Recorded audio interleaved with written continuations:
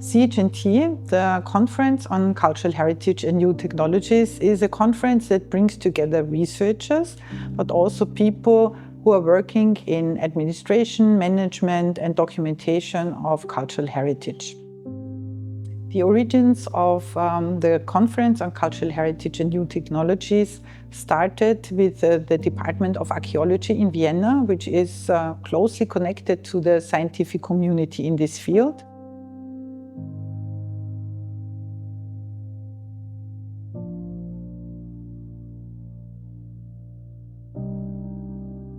The motto of this year's Conference on Cultural Heritage and New Technologies is 30 years of visions for the future, the impact of new technologies on cultural heritage. So in this framework, we try to find out what changed in these 30 years on all the digital methods that we are using for the documentation, research and management of cultural heritage.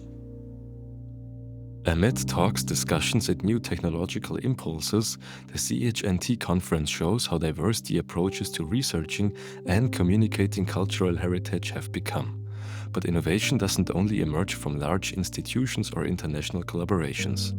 It often begins where young people experiment freely and combine digital tools with curiosity and creativity. One such initiative is a student-led learning lab developed at the University of Jena, where digital technologies are used to make history tangible for school pupils. Minecraft, 3D models, AI-generated stories, tools of the future that invite young learners to explore the past in new ways. But what does this mean for history education? What opportunities arise and what challenges? And how might these methods reshape the way we understand cultural heritage in an increasingly digital world? We explore these questions with Sander Münster, one of the project's initiators.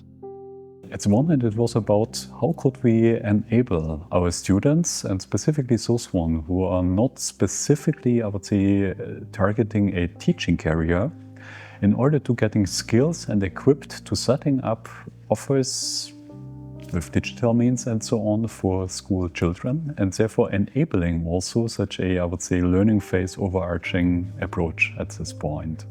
A second point was something maybe out of a bit of personal curiosity. So that was about seeing also that there are many school pupils which are in their spare time as a hobby or whatever, dealing with cultural assets, with history, with heritage, in computer games, in television and so on.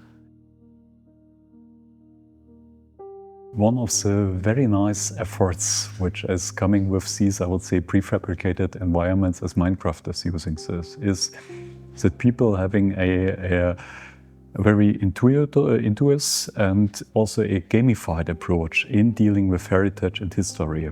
And that means at this point that the tools the pupils are using are very handy. They do not need to learn additional skills too much or additional equipment at this point, but they are having also, I would say, this motivational factor to building something up and raising something and so on. So that's one of the big pros while using Minecraft.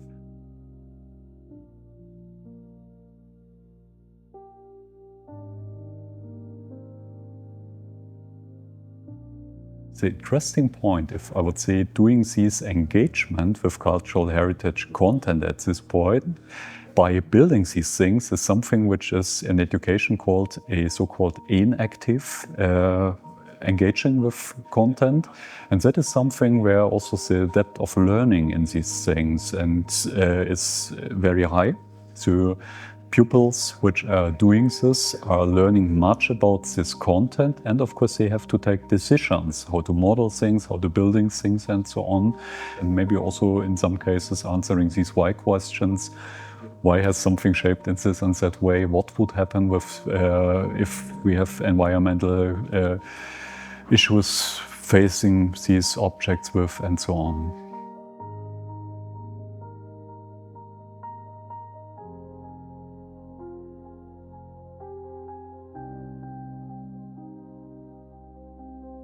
In a world that becomes more and more digital, It is very important to still have conferences where people meet and in person to discuss and continue cooperation for cultural heritage in new technologies, because it is still a human interface that is the important part in this framework.